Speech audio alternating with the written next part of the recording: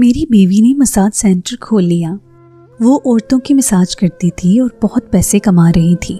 مجھے کام کرنے کی ضرورت نہ تھی، لیکن میری بیوی جب گھر آتی تو آتے ساتھ ہی نہانے چلے جاتی اور میری بیوی کے کپڑوں پر جگہ جگہ گند لگا ہوتا۔ بیوی کی حالت بھی غیر ہوتی اور رات کو جلدی سو جاتی کہ میری کمر میں درد ہے۔ ایک دن مجھے شک ہوا اور میں مساج سینٹر چھپ گیا۔ جب بیوی مساج کرنے لگی تو میرے پیروں تلے سے زمین نکل گئی، کیونکہ وہ عورت کا مساج نہیں بلکہ میری بیوی کا شہر کے ایک پوش علاقے میں مساج سینٹر تھا۔ وہ بہت محنت سے یہ سینٹر چلا رہی تھی۔ اس کے مساج سینٹر پر رش بھی بہت ہوتا تھا، لیکن آئے دن اس کی کمر میں درد رہنے لگا تھا اور وہ تھکی ہاری جلدی سو جایا کرتی تھی۔ اکثر میں اسے کہتا کہ اپنے ساتھ کام کرنے کے لیے کوئی ہیلپر بھی رکھ لو، لیکن وہ نہ مانتی۔ کبھی کبھی میں بہت حیران ہوتا، کیونکہ مجھے جب میری بیوی واپس آتی تو اس کے کپڑوں پر گند لگا ہوتا اور وہ فوراً ہی نہانے کے لیے بھاگتی تھی۔ میں اس تجسس میں تھا کہ مساج سینٹر میں اس کے کپڑے اتنے گندے کیسے ہو جاتے ہیں۔ ایک دن جب میں اپنی بیوی کو اس کے سینٹر چھوڑنے کے لیے گیا تو گھر واپس آنے کے بجائے میں وہیں چھپ گیا اور دیکھنے لگا کہ آخر میری بیوی کیا کرتی ہے، اور یہ دیکھ کر میرے پیروں تلے سے زمین نکل گئی کہ میری بیوی تو عورتوں کا مساج ہی نہیں کرتی۔ اور اس کے بعد جو کچھ میں نے دیکھا تو مجھے اپنی آنکھوں پر یقین نہ آیا۔ میری بیوی نے تو مجھ سے جھوٹ بولا تھا۔ میں جس طرح سے چھپ کر سب کچھ دیکھ رہا تھا اسی طرح خاموشی سے پلٹ کر گھر واپس آ گیا۔ میری بیوی کو اپنی کمائی پر بڑا ناز تھا اور وہ ہر وقت مجھے باتوں باتوں میں یہ جتاتی رہتی تھی کہ میں اس کی کمائی پر چل رہا ہوں، اور یہ بات سچ بھی تھی کیونکہ میں اپنی بیوی کی کمائی ہی کھاتا تھا۔ وہ صبح سویرے اٹھ کر مساج سینٹر جاتی تھی اور میں اسے چھوڑ کر آنے کے بعد دوبارہ چادر تان کر سو جاتا تھا۔ سارا دن میں سو کر ہی گزارتا تھا اور جب اٹھتا تو فون چلاتا رہتا۔ آفرین تھکی ہاری گھر واپس آنے کے بعد گھر کے بھی سارے کام کرتی تھی اور کھانا بھی بناتی تھی، لیکن مجھے کبھی اس کا خیال نہ آتا۔ وہ عورت ہونے کے باوجود گھر کی ذمہ داری اٹھا رہی تھی اور میں مرد ہو کر بھی اپنے فرائض سے غافل تھا، لیکن مجھے اپنی بیوی کا رویہ بڑا عجیب و غریب لگتا تھا۔ وہ اکثر ہی میرے ساتھ اس طرح پیش آتی جیسے مجھ سے بیزار ہو رہی ہے۔ نہ جانے کیوں، لیکن میرے دل میں یہ شک سر اٹھانے لگا کہ شاید اس کی زندگی میں کوئی اور شخص شامل ہو گیا ہے۔ کبھی کبھی ایسا لگتا کہ جیسے وہ ذمہ داری اٹھاتے اٹھاتے تھک گئی ہے، فرار چاہتی ہے۔ اور پھر ایک وقت ایسا آیا کہ مجھے اس کے مساج سینٹر کے کام پر ہی شک ہونے لگا، لیکن میں اس سے کبھی کھل کر کچھ نہیں کہہ پایا، کیونکہ میرا تعلق ان مردوں میں سے تھا جن میں شروع سے ہی دوسروں کی کمائی کھانے کی عادت ہو۔ ہمیشہ سے ہی میرے باپ نے مجھے سونے کا نوالا کھلایا تھا اور کبھی کسی چیز کی کمی نہ تھی۔ میں اپنے گھر میں سب سے چھوٹا اور لاڈلا تھا۔ میرے ماں باپ کی جان مجھ میں بستی تھی۔ میں نے کبھی ہل کر ایک گلاس پانی تک نہیں پیا تھا۔ کوئی بھی بات میرے منہ سے نکلنے کی دیر ہوتی اور میرے ماں باپ اسے فوراً پورا کر دیتے تھے۔ میرے ابا ایک 22 گریڈ کے سرکاری آفیسر تھے اور ہمارے گھر میں پیسے کی کوئی کمی نہ تھی۔ میرے دادا بھی بہت ساری جائیداد چھوڑ کر گئے تھے، لیکن وہ کہتے ہیں نا کہ جب کھانے بیٹھو تو قارون کا خزانہ بھی کم پڑ جاتا ہے۔ ہمارے ساتھ بھی کچھ ایسا ہی ہوا۔ اچانک ہی دل کا دورہ پڑتے ہی باپ کا انتقال ہو گیا اور چچا اور پھوپھوں نے دادا کی جائیداد میں اپنا حصہ مانگ لیا، اور یوں جائیداد کا بٹوارہ ہونے کے بعد ہمارے حصے میں جو کچھ رہ گیا وہ میری اور میرے بڑے بھائی کے عیاشیوں کے نظر ہو گیا۔ میری بڑی بھابھی ایک سمجھدار عورت تھی۔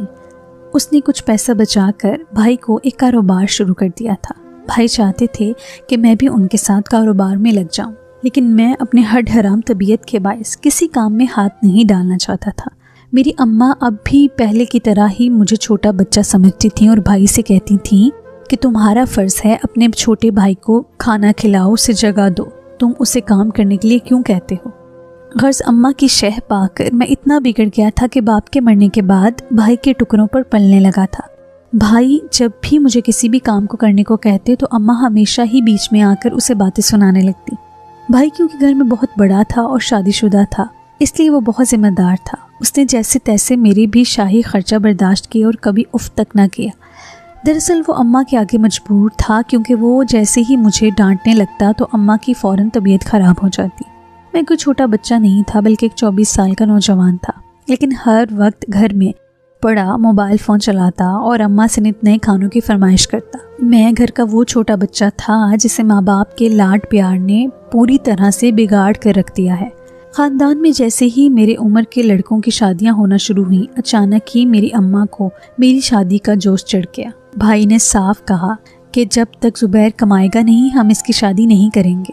خاندان کے وہ سب لڑکے جن کی شادی ہو رہی ہیں وہ سب بہت اچھا کماتے ہیں اور زیادہ تر کا تو اپنا ہی کاروبار ہے، لیکن زبیر کو تو ہل کر ایک گلاس پانی بھی پینے کی عادت نہیں۔ کسی دوسرے کی بیٹی لا کر ہم کیوں اسے آزمائش میں ڈالیں؟ لیکن اماں نے بھائی کی بات انسنی کرتے ہوئے میری دلہن ڈھونڈنا شروع کر دی۔ اماں کا خیال تھا کہ بیوی کے آنے کے بعد میں خود ہی ذمہ دار ہو جاؤں گا، اور میں بھی بہت خوش تھا کہ میرے سر پر صحرا سجنے جا رہا تھا۔ مجھے نہ پہلے ذمہ داریوں کی پرواہ تھی اور نہ ہی مستقبل کی۔ ذمہ داریوں کا کوئی احساس مجھے تو بس شادی کرنے کا شوق چڑھا تھا۔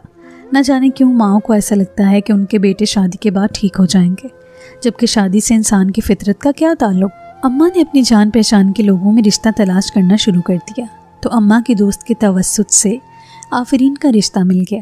آفرین کا تعلق ایک مڈل کلاس فیملی سے تھا، لیکن آفرین ایک بہت ہی خوبصورت اور پیاری لڑکی تھی۔ اس کی بڑی بڑی آنکھیں اور لمبے لمبے بال دیکھتے ہی پہلی نظر میں ہی میں اس کا دیوانہ ہو گیا تھا۔ اماں نے سوچا کہ اگر کسی امیر گھر کی لڑکی کا رشتہ دیکھیں گے تو وہ مجھ جیسے بے روزگار لڑکے کو کبھی رشتہ نہ دیں گے، اس لیے اماں نے سیدھے سادے لوگوں کا انتخاب کیا جو کہ مڈل کلاس تھے۔ وہ ہمارا گھر اور رہن سہن دیکھ کر ہی متاثر ہو گئے تھے۔ آفرین کی اماں نے تو رشتے کو قبول کرنے کے لیے زیادہ وقت بھی نہیں لیا اور فوراً ہاں کر دی۔ اماں نے بھی بھائی کے کاروبار کو دکھا کر میرا رشتہ آفرین سے طے کر دیا۔ اماں کو ہرگز بھی احساس نہیں تھا کہ میں ان کے لاڈ پیار میں نہ صرف بگڑ چکا ہوں بلکہ کام چور بھی بن چکا ہوں، اور اب میرے لیے کوئی بھی کام کرنا پہاڑ کھودنے کے جیسا تھا۔ اماں نے میرے ساتھ ساتھ آفرین کی زندگی بھی برباد کی تھی، کیونکہ خوبصورتی اور دکھاوے سے زندگی نہیں گزرتی اور نہ ہی محبت سے پیٹ بھرتا ہے، اور یہ بات مجھے بہت بات سمجھ آئی تھی جب میں نے اپنی حسین بیوی کو اپنی آنکھوں سے مساج سینٹر میں مساج کرتے دیکھا۔ میں سوچ بھی نہیں سکتا تھا کہ آفرین گھر چلانے کے لیے اس حد تک بھی جا سکتی ہے۔ اب مجھے سمجھ آ رہا تھا کہ آفرین کبھی کبھی کیوں اتنی تلخ ہو جایا کرتی تھی۔ میری اور آفرین کی شادی بہت دھوم دھام سے ہوئی تھی۔ ابا کے مرنے کے بعد جو کچھ بھی پیسہ اماں کو ملا تھا وہ سب اماں نے میری شادی پر دل کھول کر خرچ کر دیا تھا۔ شادی کی رات جب میں نے آفرین کا گھونگھٹ اٹھایا تو اس کی بڑی بڑی آنکھوں نے مجھے اپنا دیوانہ بنا دیا تھا۔ میں نے اس کے نرم و نازک ہاتھوں کو اپنے ہاتھوں میں لیا تو ایسا محسوس ہوا کہ جیسے میں نے کسی روئی کے گالے کو تھام لیا ہو۔ میں نے آفرین کو ایک سہانی زندگی کے خواب دکھائے۔ میں بہت محبت سے اسے کہہ رہا تھا کہ میں اسے ساری زندگی دنیا کی سیر کرواؤں گا، اور آفرین نے بند آنکھوں سے میری ہر بات کا اعتبار کر لیا تھا، کیونکہ اسے ابھی تک یہی معلوم تھا کہ میں ایک کاروبار چلاتا ہوں۔ میں نے آفرین کی آنکھوں میں شاہانہ زندگی کے خواب بھر دیے تھے اور وہ خوشی سے سرشار ہو گئی تھی، لیکن اسے کیا معلوم تھا کہ آنے والی زندگی اس کے لیے کتنی کھٹن ہو سکتی ہے۔ میرا ہاتھ تھام کر آفرین نے ایک نئی زندگی کا آغاز کیا۔ میں نے اس کے ساتھ ساتھ زندگی کی رنگینیاں دیکھنا چاہتا تھا۔ اماں نے مجھ سے کہا تھا کہ وہ مجھے آفرین کے ساتھ گھومنے پھرنے کے لیے بھیجیں گی، لیکن خدا کو شاید کچھ اور ہی منظور تھا۔ میری شادی کو 4 دن بھی نہ ہوئے تھے جب اماں اچانک بیمار پڑ گئی تھی اور ان کی بیماری پر کافی پیسہ خرچ ہو گیا تھا، لیکن اس کے باوجود بھی اماں ٹھیک نہ ہوئیں اور وہ بھی میرا ساتھ چھوڑ کر ابا کے پاس چلی گئیں۔ جب تک تو ماں زندہ تھی بھائی مجھے جھیلنے پر مجبور تھا، لیکن اب تو بھابھی نے صاف صاف لفظوں میں کہہ دیا تھا کہ اب خود کمانا سیکھو۔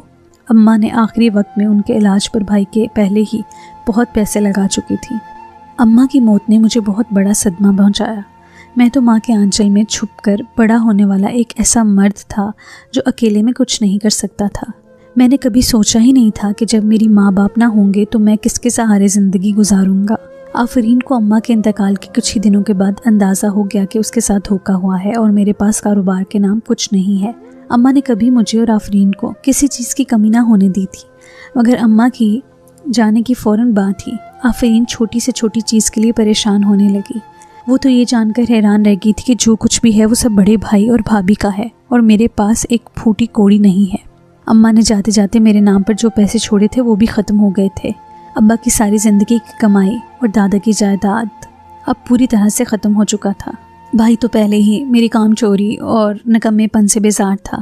اماں کے انتقال کے بعد تو اس نے بھی بھابھی کی طرح صاف صاف لفظوں میں کہہ دیا تھا کہ وہ میرا اور میری بیوی کا خرچہ کسی صورت نہیں اٹھائے گا اور اب مجھے ہی ہر کام خود ہی کرنا ہوگا۔ اور صرف اتنا ہی نہیں بلکہ وہ بھابھی کے ساتھ اپنے نئے گھر میں شفٹ ہو گیا تھا اور ہم اس گھر میں اکیلے رہ گئے تھے۔ بھابھی کو اچھے سے اندازہ تھا کہ اگر وہ ہمارے ساتھ رہیں گے تو انہیں ہمارا بھی خرچہ برداشت کرنا پڑے گا और मैं हमेशा उनके आगे हाथ फैलाऊंगा। आफरीन तो इस सारे मामले से पहले से ही बहुत परेशान थी। मैंने भी साफ कह दिया कि मैं नौकरी नहीं कर सकता। भाई ने हमारे सर से हाथ उठा लिया था। वो चाहते थे कि मैं अपनी जिम्मेदारी का एहसास करूं। कई बार भाई ने मुझे समझाया कि अभी तो सिर्फ बीवी आई है, कल को तुम्हारे बच्चे हो जाएंगे, कब तक मेरी शक्ल देखोगे, खुद से कुछ करने की कोशिश करो। मुझे अपने भाई से नफरत हो रही थी। वो इतना बड़ा कारोबार चला रहा था, लेकिन मेरा और मेरा बीवी का खर्चा उठाने में उसकी जान जा रही थी। मुझे यकीन था कि सारी पट्टियाँ उसे भाभी ने ही बढ़ाई हैं, लेकिन आफरीन को न जाने क्यों भाई की हर बात ठीक लग रही थी। आफरीन कहने लगी कि भाई ने सही कहा है, आपको अपनी जिम्मेदारियों का एहसास करना चाहिए। मैंने उससे कह दिया कि तुम्हें जो करना है करो, लेकिन ये मत सोचना कि मैं कभी दर बदर की ठोकरें खाऊंगा, नौकरी करूंगा, धूप में शहर की सड़कों पर ख्वार होऊंगा। शुरू में तो इस बात को लेकर मेरे और आफरीन के दरमियान झगड़े हुए, लेकिन फिर वो जान गई कि वो कितना ही जोर क्यों ना लगा ले, मैं कोई काम नहीं करूंगा। और जब भाई भाभी चले गए तो नौबत फाकों तक आने लगी। लेकिन फिर मैंने नौकरी ना ढूंढी। सारा दिन मैं आफरीन से फरमाइशें करता रहता। पहले तो आफरीन मुझे छोड़कर जाना चाहती थी, लेकिन फिर वो ये सोचकर अपने मैके वापस ना गई कि उसके माँ बाप ने बड़ी मुश्किल से उसकी शादी की थी और उनके हालात अच्छे नहीं थे। उसकी छोटी 3 बहनें मौजूद थीं और अगर वो अपने घर वापस चली जाती तो उसके माँ बाप परेशान हो जाते।